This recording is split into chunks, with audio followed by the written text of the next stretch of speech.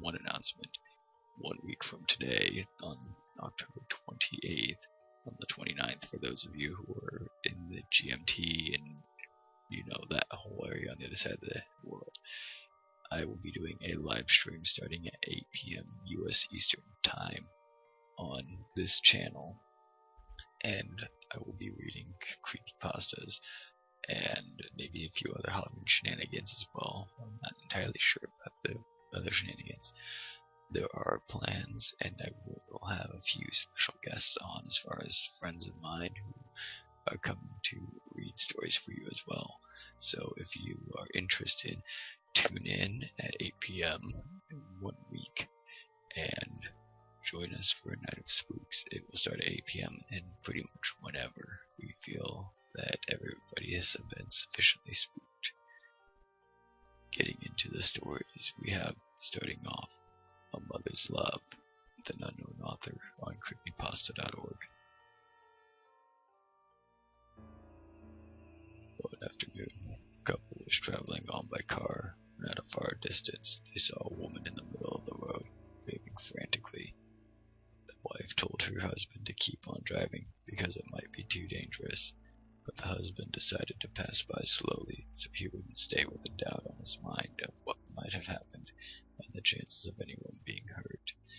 As they got closer, they noticed a woman with cuts and bruises on her face as well as on her arms. They then decided to stop and see if they could help. The cut and bruised woman was begging for help, telling them that she had been in a car accident and that her husband and son, a newborn baby, were still inside the car, which was deep in a ditch. She told them that the husband was already dead, but that her baby seemed to be still alive. The husband that was traveling decided to get down and try to rescue the baby, and he asked the hurt woman to stay with his wife inside the car. When he got down, he noticed two people in the front seats of the car, but he didn't pay any importance to it, and took the baby out quickly and got up to take the baby to its mother. When he got up, he didn't see the mother anywhere, so he asked his wife where she had gone. She told him that the woman followed him back to the crashed car. When the husband went back to look for her, he noticed that clearly the couple in the front seats were dead, one of whom was unmistakably the woman who had flagged them down.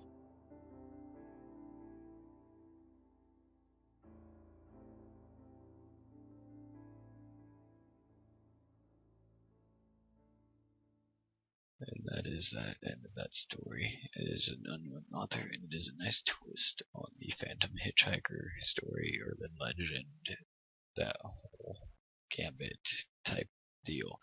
And that's definitely a really, really well done Gambit, as far as I hate saying overdone as well, but it's been played out a little bit, but it's definitely still creepy even to this day. This next one is called Alone by CabbageFiles on creepypasta.org, and I hope I pronounced that right.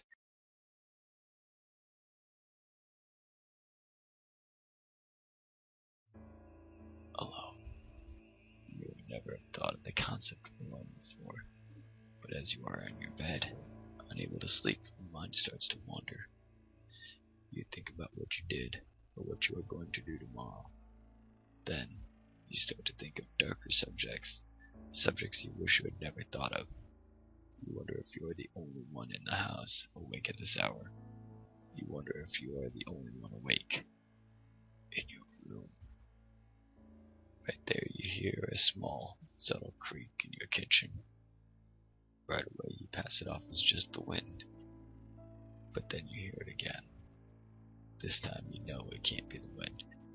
I mean, just a second ago there was no wind, but just a breeze. Maybe you're imagining it. Yeah, that has to be it. I mean, no one else is awake, and you're certain you locked the door. Minutes seem like hours, and you hear the creak again. But this time it seems closer. How could it be?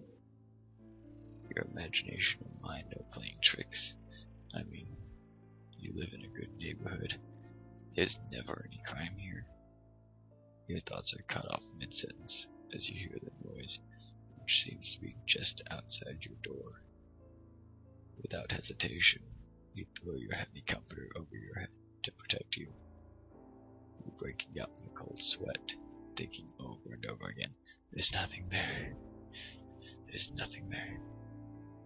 Then you hear the small, somewhat non-existent creak of your door.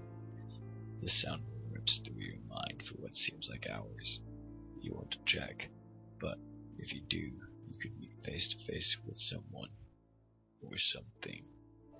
So you just shut your eyes as tight as you can, trying as hard as you can to just go to sleep. Just leave this nightmare. Hours go by without a single noise. Your heartbeat is slowing down. You start to think how stupid you were to think something was there. As you lift your covers off, you freeze and hear just one last thing. You shouldn't be up.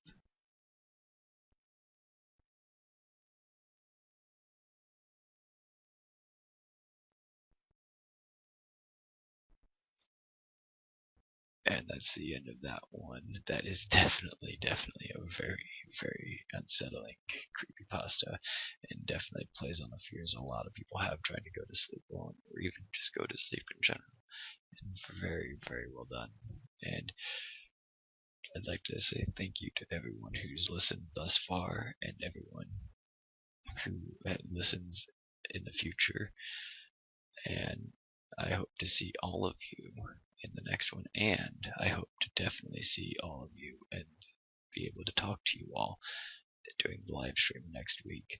Be sure to tell everyone that you know. Tell your mom, tell your dad, tell your dog, tell your cat, tell your hamster, your gerbil, your pet goldfish, Larry. Tell everyone. And let's have a nice, spectacular night. And I will see all of you in the next one.